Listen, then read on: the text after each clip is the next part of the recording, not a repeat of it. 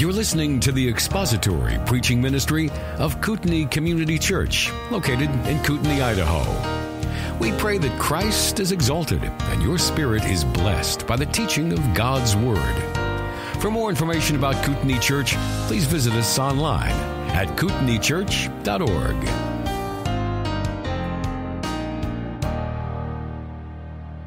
All of you will enjoy meeting my friend Dr. Zeke Diversity later this afternoon, so I want you to know he is a friend. He is not someone you will find abrasive. He is a thoughtful, contrasting view to my own, and you will enjoy meeting him. All right, let's review what we talked about last night. We talked about the 3 key words for a pro-life apologist. What are those 3 key words?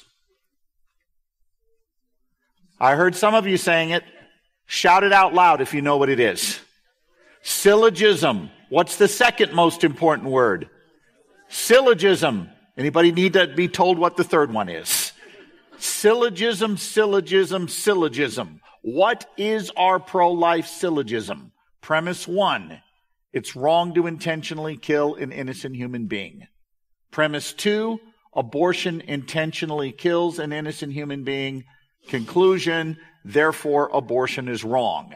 What we're going to do today is show you why you have got to stick to that syllogism like glue.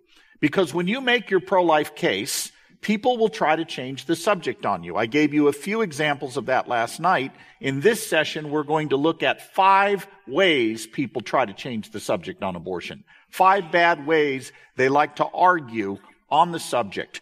Our case that we presented last night can be summarized as follows. The science of embryology indicates from the earliest stages of development, you were a distinct, living, and whole human being. You weren't part of another human being. You were already a whole living member of the human family. In fact, everybody right now, hold your hand up like this, and I want you to give yourself a good pinch. No, this is not designed to wake you up this morning. I get it if you're sleepy. I'm an agnostic until my second cup of coffee every morning. I get that, but that's not why we're doing this. Give yourself a good pinch. Congratulations. You just sent a couple of hundred somatic cells hurling to their deaths on the lap in front of you.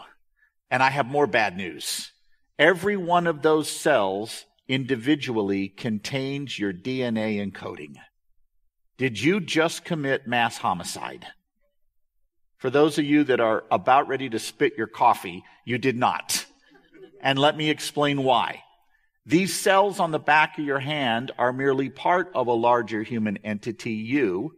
They are not distinct whole human beings the way you were at the embryonic stage, the way I was at the embryonic stage. There's a difference in kind between each of our bodily cells and the embryonic human beings we once were. That's the science of embryology.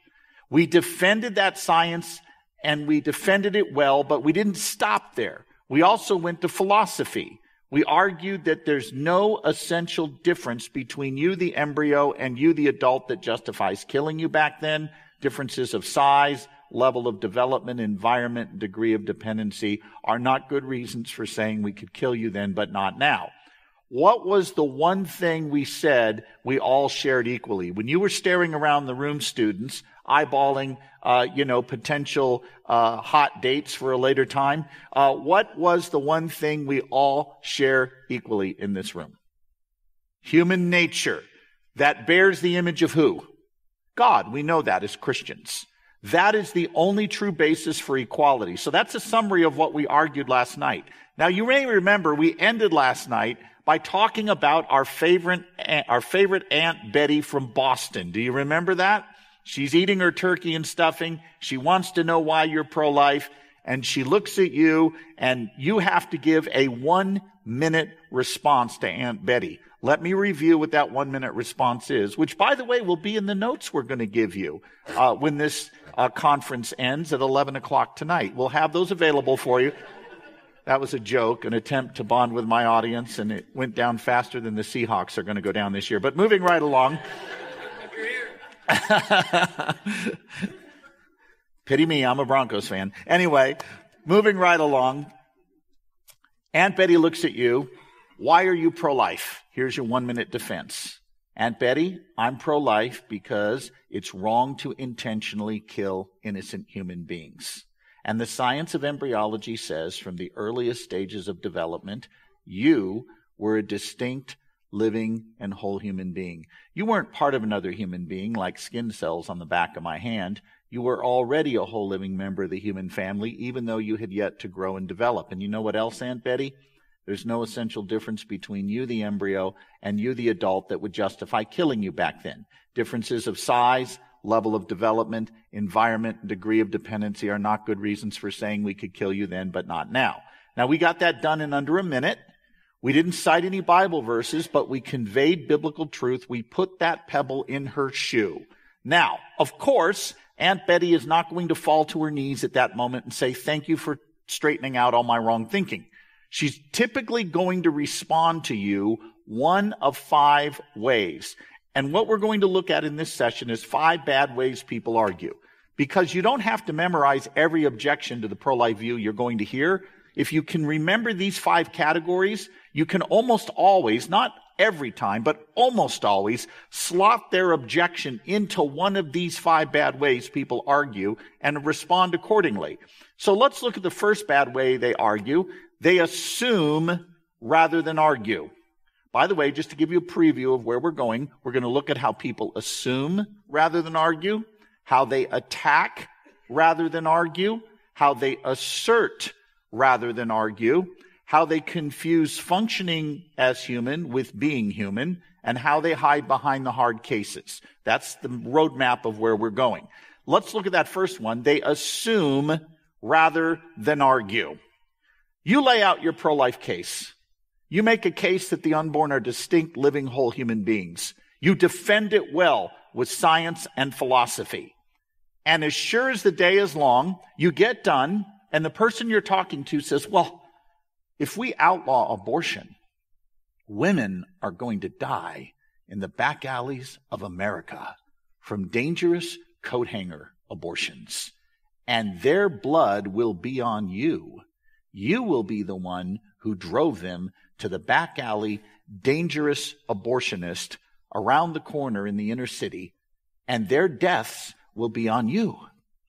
Now let's stop right there for a moment.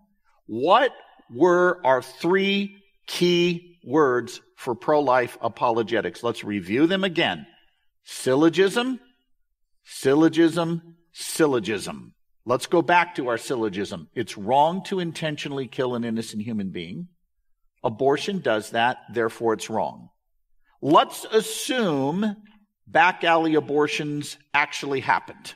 In a minute, I'm going to argue it's a myth, but set it aside for a moment. Assume it's true. Does that fact refute our syllogism? Yes or no? No. It's an attempt to change the subject. It's an appeal to pity that assumes the unborn aren't human. How do I know it assumes the unborn aren't human? Here's why. Because unless you assume the unborn aren't human, you know what this argument is really saying? Because some people die attempting to intentionally kill other innocent human beings, we ought to make it safe and legal for them to intentionally kill innocent human beings. Why should the law be faulted for making it more risky for one human to intentionally kill a completely innocent one? This is crazy thinking. It assumes the unborn are not human. Why am I bringing this up right now? Because typically what happens when pro-lifers are confronted with the back alley abortion argument, they go immediately to statistics. Well, it's not true that women died by the thousands from illegal abortion. They're right about that, but you don't say that up front. When somebody presents you with a woman who's going to die from an abortion, your first reaction should be empathy. You know what? You're right. Any woman who dies from an abortion is a tragedy. We agree on that. But notice what the objection assumes. It assumes the unborn aren't human, and you can point that out to them. Then you can do your statistics. And your statistics, which all of you, I think, have probably been made aware of, indicate women did not die by the thousands or the hundreds of thousands prior to Roe v. Wade, prior to legalization.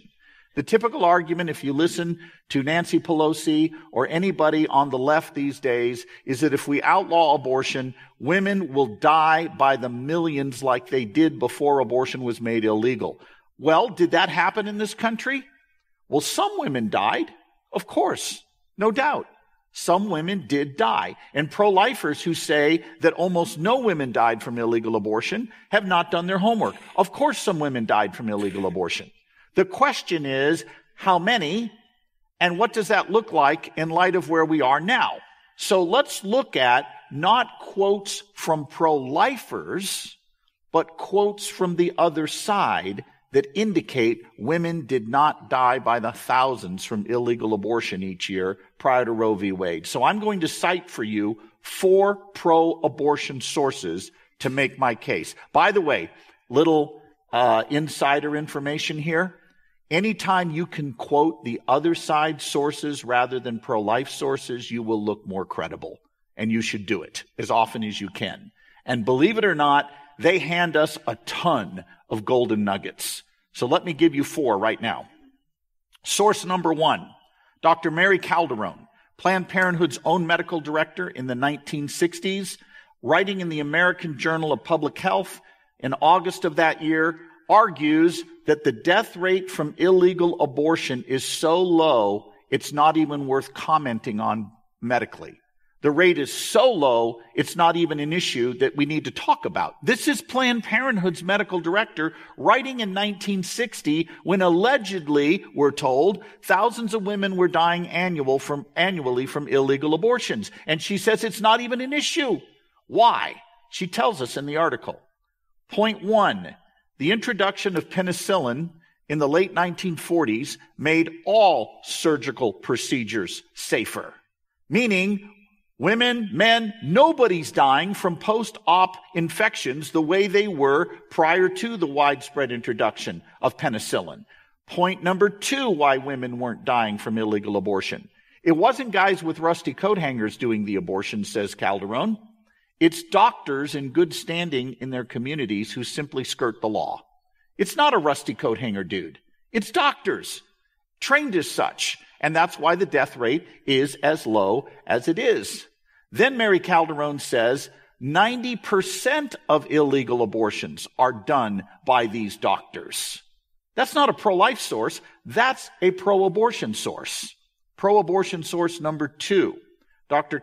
Daniel Callahan, in his book, Abortion Law, Morality, and Choice, a guy who supports abortion, argues that only 40,000 women a year of reproductive age die from all causes. It's crazy to claim 5,000 to 10,000 died from one cause, illegal abortion, a year. That just won't work. He says the realistic figure is at most maybe 500 women died, not 5,000, not 10,000. Third source, again, pro-abortion source. By the way, these will all be in your notes. Aren't you just anxious to get these notes so you can have these? Dr. Christopher Tietz, Planned Parenthood statistician in the early 70s, called the claim of 5,000 to 10,000 deaths a year unmitigated nonsense. That's his term, not mine. Fourth source, Dr. Bernard Nathanson, who co-founded NARAL, National Abortion Rights Action League, with Lawrence Lader, argues in his book, Aborting America, that he wrote at the time when he was not yet pro-life. In that book, he says that he and Larry Lader made up the claim of 5,000 to 10,000 deaths a year out of thin air and sold it to a sympathetic press who ran with it, with no evidence. So you don't have to worry that the evidence is against you on this. But before you argue those statistics, you got to point out the main thing. We want to keep the main thing the main thing. The main thing is the argument assumes the unborn aren't human. The same is true with the argument about overpopulation. Have you heard this one? Why, if we don't have abortion, the world's going to run out of resources. And, if we don't do something right away, we're going to be annihilated. We're going to die. Paul Ehrlich in the 1960s first argued that if we did not solve and reduce the world's population by 1980, the world was going to cease to exist as we know it. He has since then issued 3 additional false prophecies.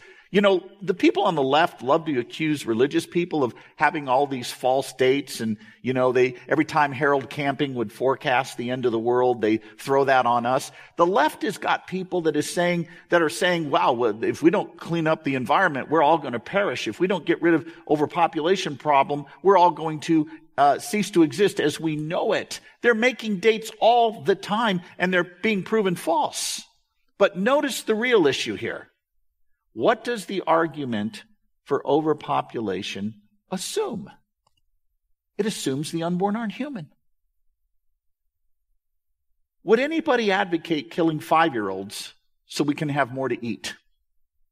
By the way, if you really want to preserve scarce resources, why kill fetuses who aren't even eating yet? You know who you should kill? All the young dudes at this table over here. They eat more than anybody else. Right? Why are we killing fetuses who aren't even eating yet? Don't worry, guys, you're safe. The whole argument assumes the unborn aren't human. Trot out your toddler. I have a 2-year-old in front of me. His parents can't afford to feed him. They don't have enough resources. Would it be okay for them to eliminate their poverty problem by eliminating their toddler? What's the answer going to be? No, you can't do that. Your reply? Why not? Well, because he's a human being. You haven't forgotten already, have you? Honey, what'd you learn last night? If the unborn are human, like that toddler, should we kill them to preserve scarce resources any more than we kill a toddler? Well, that's different. The unborn aren't human. The toddler is. Well, you could be right about that, but you got to argue for it. You can't just assume it. It assumes the unborn are not human. By the way, just a little note. Why do countries suffer from scarce resources? It's not because they have too many people. In fact, in the West, we have just the opposite problem. We are not replacing our population at a fast enough rate. And meanwhile, Muslim populations, third world populations are having lots of kids. The Western world is not.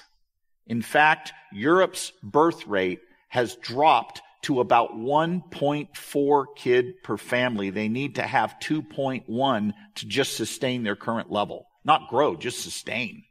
The U.S. is, the last I saw, at about 1.9, which means we are actually going to be underpopulated rather than over as you look forward. So we're not suffering from this. What is the real cause of overpopulation, or rather scarce resources? Socialist governments who squash market economies. You know what the number one thing that has lifted people out of poverty? What do you think the number one thing is? It's not charity. It's not government programs. It's capitalism. Market economies, undergirded by the rule of law and with a moral foundation, do more to lift the poor out of poverty than any government program you've ever looked at. And yet, many people want to blame the unborn for there being scarce resources, okay? So second bad way people argue, they not only assume rather than argue, they attack rather than argue. I want you to pretend that somebody says to you, gravity is real. And you look them in the eye and say, that is the ugliest hairpiece I have ever seen on a human being in my life. Now, suppose it is the ugliest hairpiece. Suppose there are things growing in it that have legs. Does it change for a fact that gravity exists? All you've done is change the subject and attack the person. How many times have you heard this? Oh, you're pro-life? How many unwanted kids have you adopted? None? There goes your whole case. Really? Let's go back to our syllogism. It's wrong to intentionally kill an innocent human being. Abortion does that, therefore it's wrong. Suppose I'm a cruel, evil conservative that doesn't give a rip about kids once they're born. Suppose I'm that heartless. How does it follow that A, the unborn are not human, and B, that killing them is okay? You didn't refute my syllogism. All they did is attack me personally. They did nothing to refute my argument. You see this all the time in the abortion debate. You're a man? By the way, nobody should accuse pro-lifers of being a man these days. You don't know who you're talking to in the age of Caitlyn Jenner, right? I mean, you're a man? How do you know I'm a man? I mean, seriously, this is crazy stuff. But that aside, you're a man? You can't get pregnant. What right do you have to speak on this issue? Okay? Arguments don't have gender. People do. By the way, don't women use the same pro-life arguments as pro-life men? You've got to refute the argument. It doesn't do any good to attack the person's gender. This is why I said, men and women, you've got to come back to your syllogism again, again, and again, and again until they get tired of you repeating it, because they're going to constantly change the subject on you. By the way, if no man can speak on abortion, we have to reverse Roe v. Wade, because it was decided by who? 9 men. It also means Planned Parenthood needs to fire all their male lawyers, so does the ACLU, that are working to fight to keep abortion legal. This is crazy thinking. Arguments don't have gender. People do. Now, you'll get more sophisticated versions of this where they attack you personally. They'll say, oh, you're against all killing? What about capital punishment? What about killing animals? What about war? You're in favor of some war? You're not totally against capital punishment? You eat meat? There goes your whole case. Stop right there. Let's go back to our syllogism. Always go back to your syllogism. Did we argue all killing is wrong? Yes or no? What did we argue? What's our first premise? It's wrong to kill who? Intentionally kill an innocent human being. Is it possible that the death penalty does not involve intentionally killing an innocent human being? Well, of course, it's a different category. War could be justified. Therefore, it's not the intentional killing of an innocent human being. But even before you go there, notice what they've done. They've ignored your syllogism. In fact, they've distorted it. They've changed it. This is called attacking a straw man. You attack what you want the person to argue, not what they're actually arguing. So they look at us and, oh, you're against all killing? We didn't say that. And this is where you need to do what we called narrate the debate. What does that mean? Here's what that means. You explain to the person, remind them of what you just argued, why their objection does not answer what you actually argued, and repoint them to what you're really saying. That's called narrating the debate. And you're going to have to do that constantly in conversations with people. Remind them of the syllogism you just argued and get them back arguing the main thing. Now, I don't think pro-lifers are inconsistent, just so you know, because we may support some wars and may even support things like the death penalty. And this is where our Catholic friends have given us a very helpful distinction that many of their philosophers have advanced. And though we differ from them theologically, there are things we can learn from many of their best thinkers. And one of those distinctions that they have put forward that I think is very useful is a distinction between a contingent evil and an intrinsic evil. A contingent evil is one that is wrong, but it's wrong because of the circumstances surrounding it. It's not wrong in principle. An intrinsic evil is wrong on the face of it and must always be opposed. Abortion is an intrinsic evil according to this way of thinking of things. Abortion is the intentional killing of an innocent human being. Therefore, it is an absolute or intrinsic evil and must always be resisted. Always. But there are some things that are contingently wrong. For example, is dating an intrinsic evil or potentially a contingent one?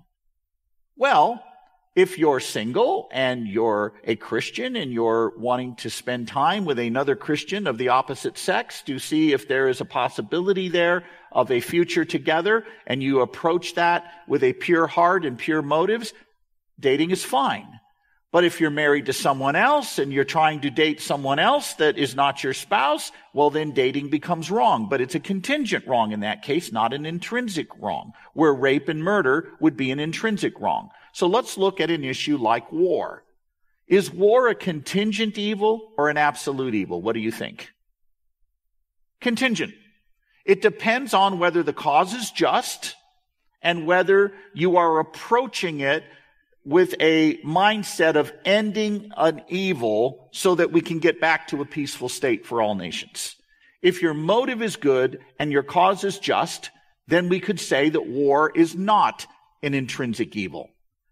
But what if we compare that to abortion? With abortion, we are intentionally wanting to promote evil, the killing of innocent human beings. It's not like war, where we may foresee the death of innocent civilians, but not intend those deaths. A general in a just war can foresee the deaths of innocent civilians. He does not intend them. With abortion, we not only foresee the death of the unborn, we what?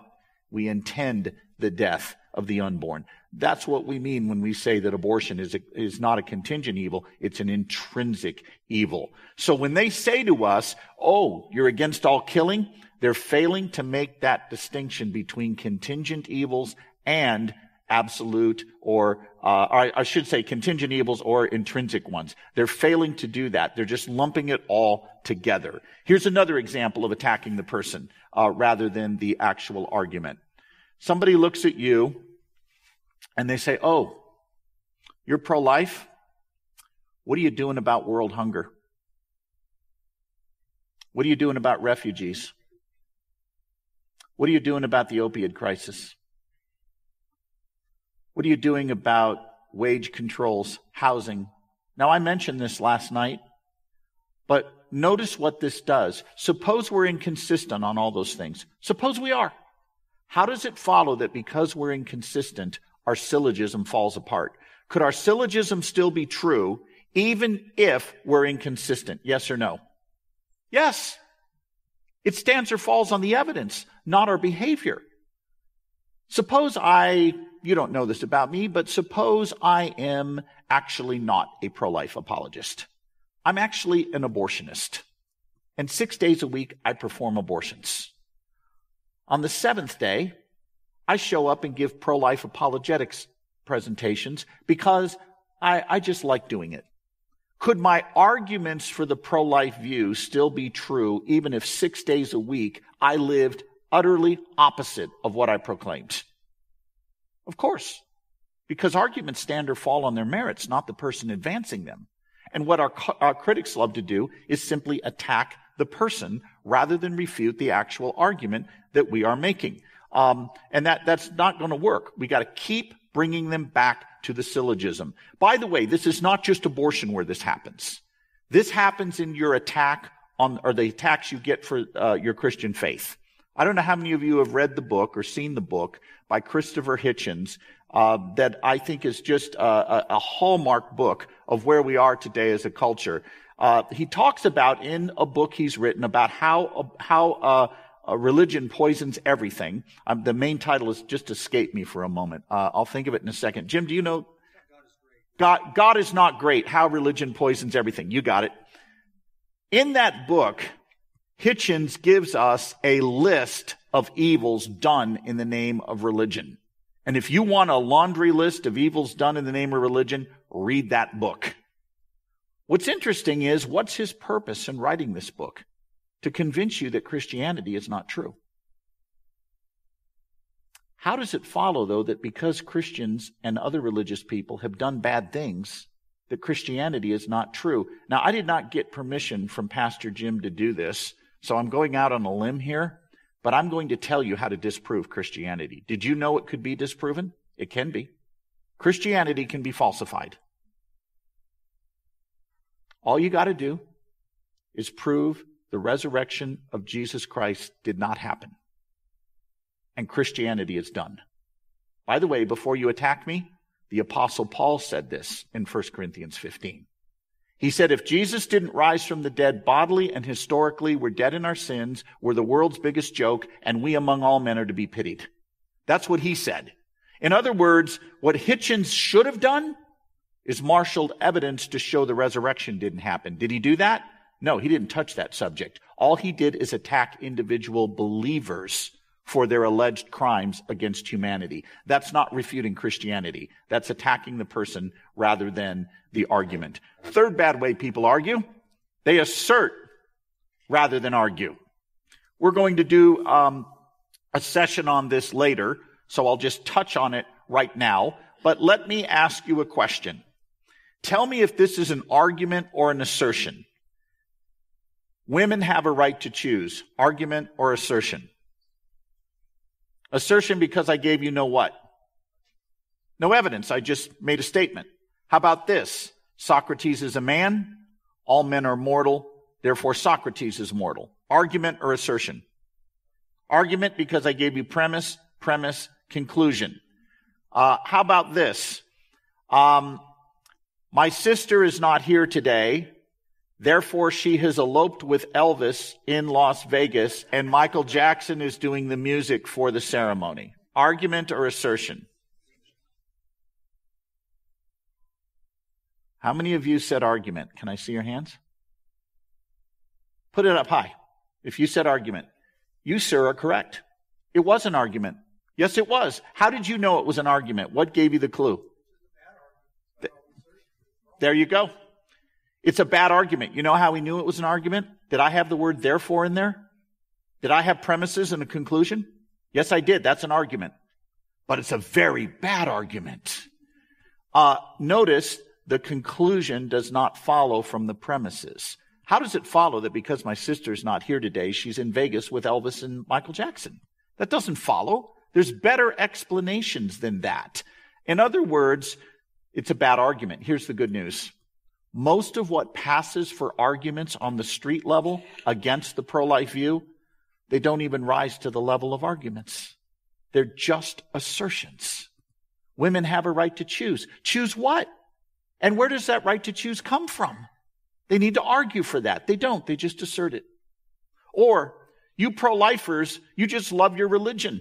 Okay, that's an assertion. It's not an argument. When someone slaps an assertion down in front of you, who bears the burden of proof? Not you.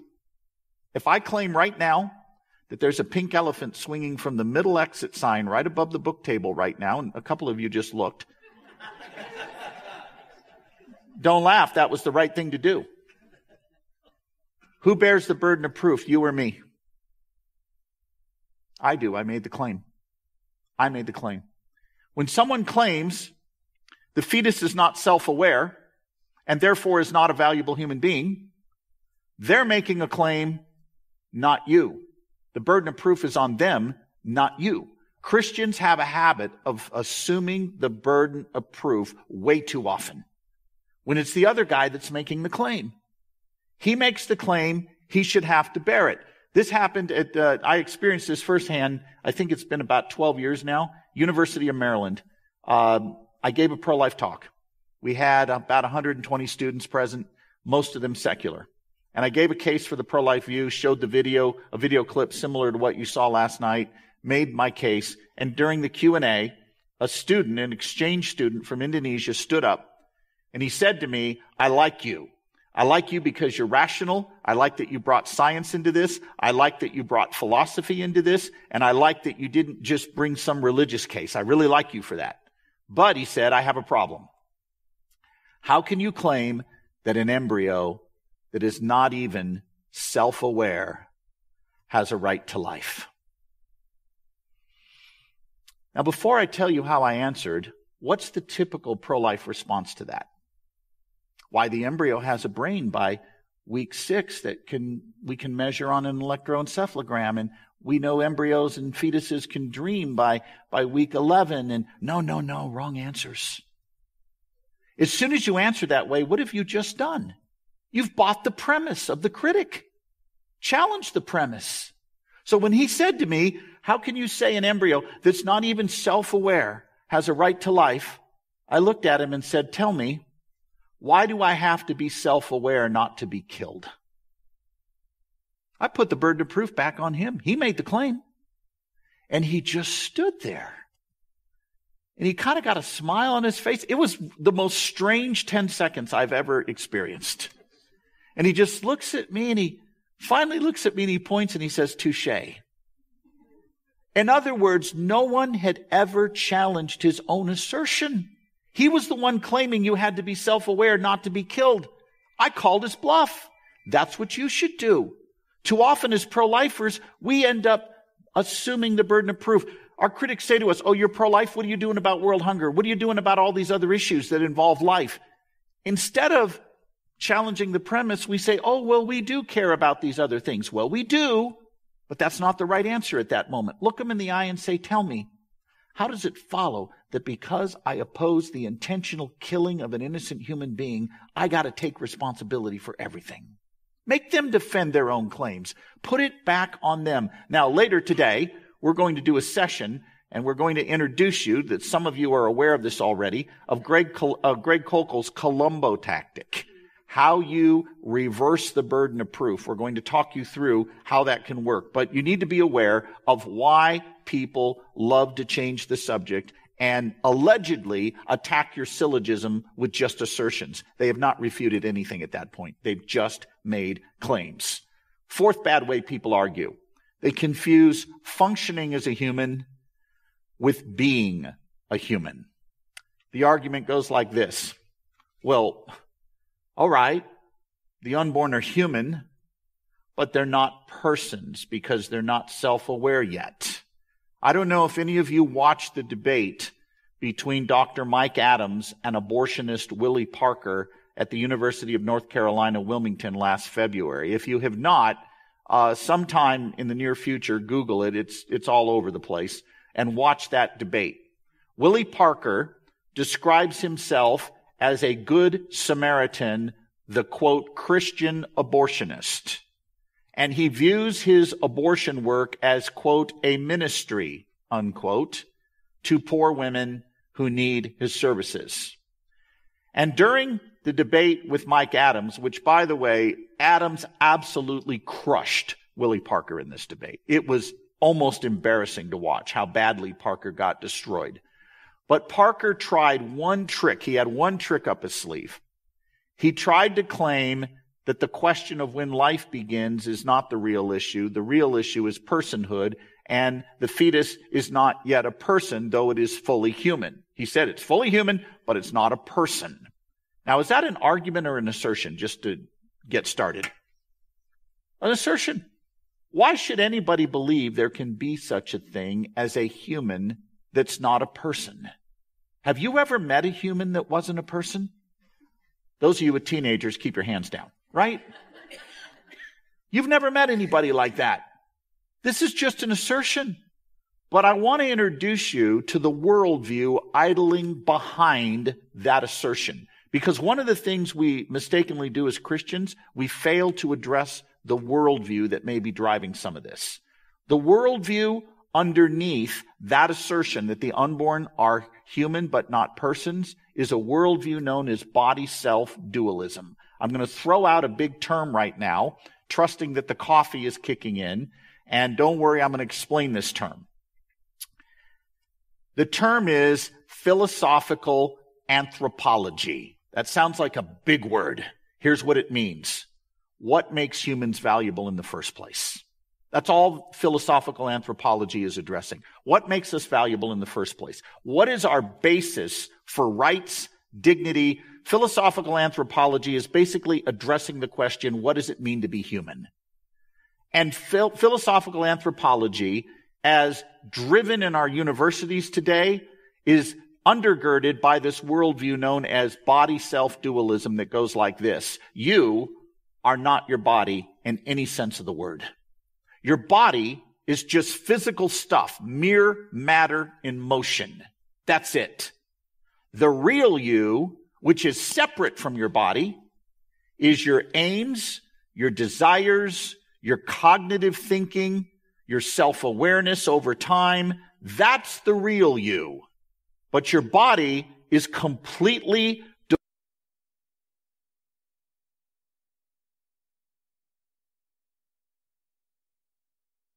Christian worldview is the body matters.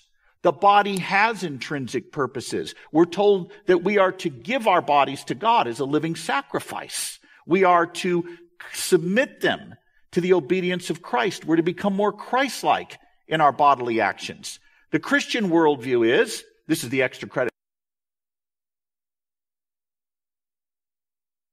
telling me that abortion would not be okay in that situation. You would let the mother die in the name of pro-life, and you would let raped women suffer forever with the memory that every time they look at their kid, they're going to remember what some guy did to them. You're going to do that? Really? Point number one. Almost nobody brings up these issues because that's their true position. They bring them up to disguise their true position. And here's how you can do it. You distinguish between crusaders and inquirers. An inquirer hears your pro-life argument. She listens to it, and she's buying in. She says, you know what? I see where you're going with this. I get it. I hear your science. I hear your SLED acronym. I saw your video. You're right. Abortion's a bad thing. I'm just struggling in my head to figure out how I would tell my 14-year-old niece, Abigail, if she got raped, she'd have to give birth. And I'm just having a hard time because I know that child would remind her of what she went through, and I'm just struggling with that. Okay, that's an inquirer. You're going to treat her very different than you're going to treat the crusader. The crusader has no interest in intellectual honesty. He just wants to use rape to make you look bad. And so he'll say things like this: you're pro-life? You're going to force this woman to go through being reminded of this all her life, and you call yourself a compassionate Christian? I'm going to treat him differently. Let's talk about the inquirer first. With the inquirer on the issue of rape, I'm going to, first of all, establish empathy. You know what? You're right.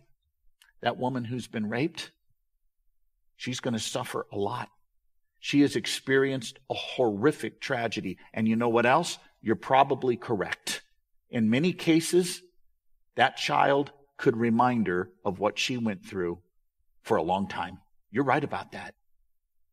Don't do what some pro-lifers do when the issue of rape is brought up. They go immediately to statistics. Well, most women who get raped don't get pregnant. Totally wrong answer.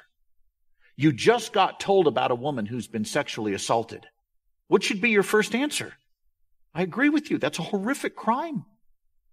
Given you and I agree, you say to the inquirer, that this woman has suffered a terrible injustice, and given you and I agree that the child may in fact remind her of what she went through, how do you think a civil society should treat innocent human beings who remind us of a painful event? And let the question just hang there for a minute. How should a civil society treat innocent human beings who remind us of a painful event? Is it okay to kill them so we can feel better? In other words, does hardship justify homicide? If you wake up tomorrow morning and find a ton of garbage has been dropped on your front lawn, can you just scoop it over to your neighbor's yard to avoid having to deal with it? You would suffer evil rather than inflict it.